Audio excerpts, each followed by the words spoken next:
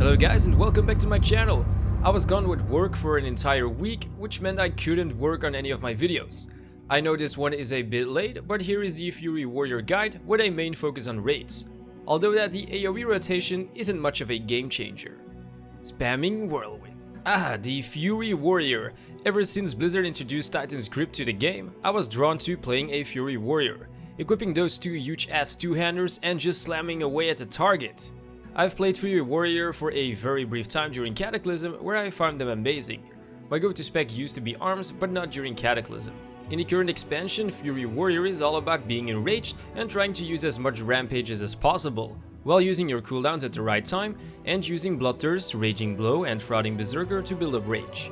Personally, I think that Fury is more enjoyable than arms.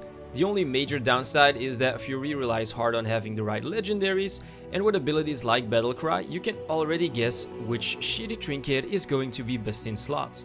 This makes Fury one of those specs that only shows its true power once your gear is fully optimized. For single target legendaries, Valajar's Berserker in combination with Soul of the Battlelord.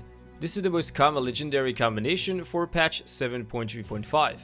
Of course, the legendary Pans is a no-brainer, boosting the damage of our rampages, while Soul of the Battlelord gives us the choice to take Massacre as a second talent.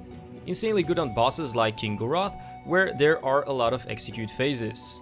Valajar Berserkers with the legendary head, this combination is also well represented, mostly on bosses where the execute phase of the boss isn't ideally, so logically speaking the legendary head is a better choice.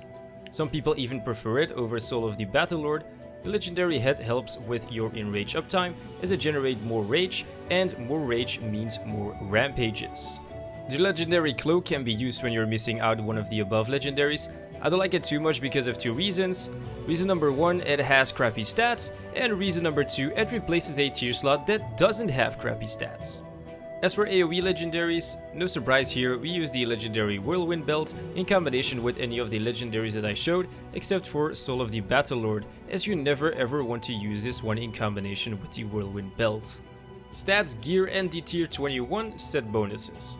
As always in Legion, it's quite hard to give a fixed stat priority due to War and Titan Forging, but in most cases your stat priority looks like this: Haste, followed by Mastery, Versatility, Crit and Strength.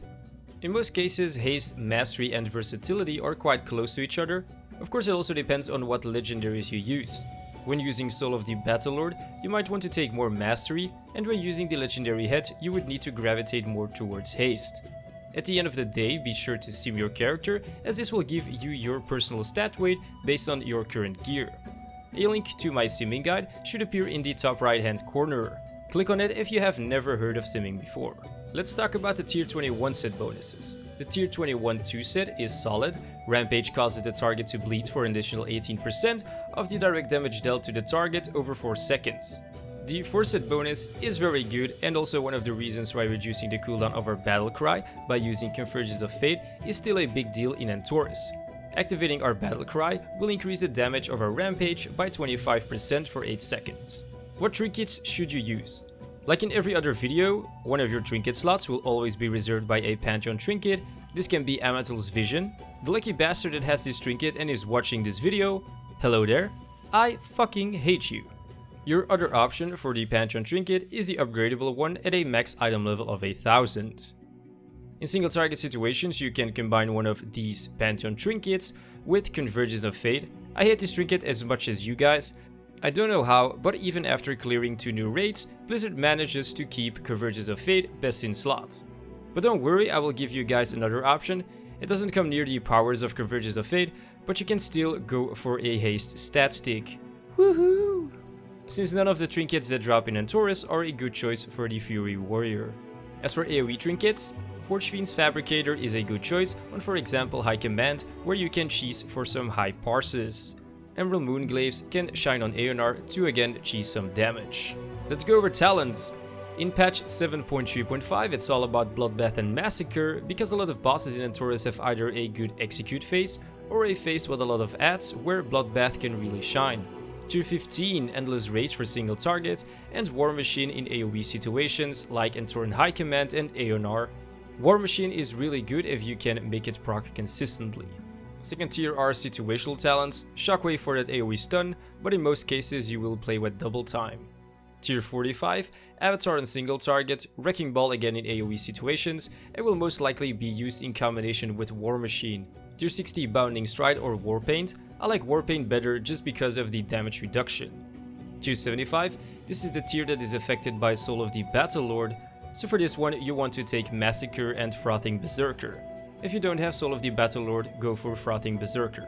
Tier 90 Bloodbath in every situation, I still see a very small portion of the players playing with Inner Rage, but be aware that Bloodbath gives the best output.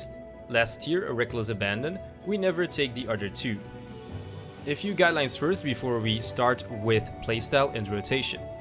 The Fury Warrior is all about getting enraged and trying to stay enraged for as long as possible. There are two different ways to get enraged as a Fury Warrior. First up, using Bloodthirst. Bloodthirst only has a chance of enraging us, so it's never a guaranteed way to get enraged. Secondly, using Rampage automatically enrages us. The Fury Warrior has 3 offensive cooldowns, but you can only macro 2 of them together. This is also the main reason why Convergence of Fate is still best in slot, because it reduces the cooldown of Battle Cry, so it can come close to the cooldown of Bloodbath. Never ever macro Avatar, Battle Cry and Bloodbath together, only Battle Cry and Bloodbath should be macroed together.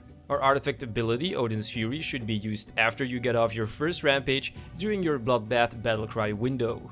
The execute phase is where Warrior in general, but even more so the Fury Warrior, is destroying the damage meter. The damage of the Fury Warrior comes from 3 different phases: the rotation outside of Battlecry windows, the rotation during Battlecry windows, and of course the rotation during the execute phase. Okay guys, so first up is the rotation outside of the Battlecry windows. Outside of the Battlecry windows, your priority is as follows. You're using Bloodthirst, and if Bloodthirst enrages you, you're using 2 Raging Blows. If Bloodthirst doesn't enrage you, you're using 2 Furious Slashes, and so forth and so on until you reach 100 Rage. If you reach 100 Rage, you use Rampage, which will proc Frothing Berserker. Frothing Berserker is just a buff from your tier 75 trait on your talent tree, and that's the basic rotation that you have to do. And after using your Rampage, you use again Bloodthirst, which will either prolong your enrage, and then you can still fit in 2 Raging Blows even if your Bloodthirst isn't prolonging your enrages. So how does that look? You just go to the target, not charging in because I need the rage to show you guys how it's done. If you don't get enraged, you're using 2 Furious Slashes. If you do get enraged, you're using 2 Raging Blows.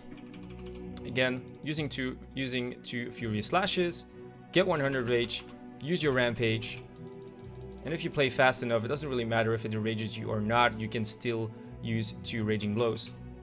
Getting Rage using your Raging Blows, at 100 Rage you're using Rampage, and then again you have enough time to fit in 2 Raging Blows if you play fast enough. And that's basically everything that you have to do. So to recapitulate, if you don't get enraged, you're using 2 Fury Slashes. If you get enraged, you're using 2 Raging Blows. Always at 100 Rage, use your Rampage to get the Frothing Berserker buff. After your Rampage, use your Bloodthirst. Bloodthirst will either prolong your enrage. If it doesn't prolong your enrage, you can still fit in 2 Raging Blows. And then you just do the same priority list with the Bloodthirst not enraging you, using 2 Fury Slashes. Using again a Bloodthirst, if it doesn't enrage you, you're using 2 Raging Blows. And then it's just a Rampage. And that's all that you have to do for the rotation outside of the Battlecry windows. Okay, let's go over the rotation during Battlecry windows. So during Battlecry windows, one Battlecry will trigger your tier 21 force set, and during your tier 21 force set and Battlecry, you just want to put in like those 2 rampages, which is the most important thing. So getting off 2 rampages during that Battlecry window is what you're trying to aim for. And of course using Avatar before your your first rampage, excuse me. So how does that look in terms of your rotation? So you charge in, or you just doing the boss fight, you see that your Battlecry is coming off cooldown. You use your Rampage at 85 rage is completely fine. Using Rampage, using then your Battlecry macro together with Bloodbath, using your second Rampage, then you're using Odin's Fury, going in with a Bloodthirst followed by a Raging Blow and a Furious Slash. And that normally, most of the time, you should have enough rage to cast your second Rampage and use your second Rampage. If you don't have enough rage to use your second Rampage, then try to fit in a second Raging Blow, which most likely gives you more rage than enough to fit in that second Rampage. So how does that look? Let's go charge into the target. Having 85 is enough.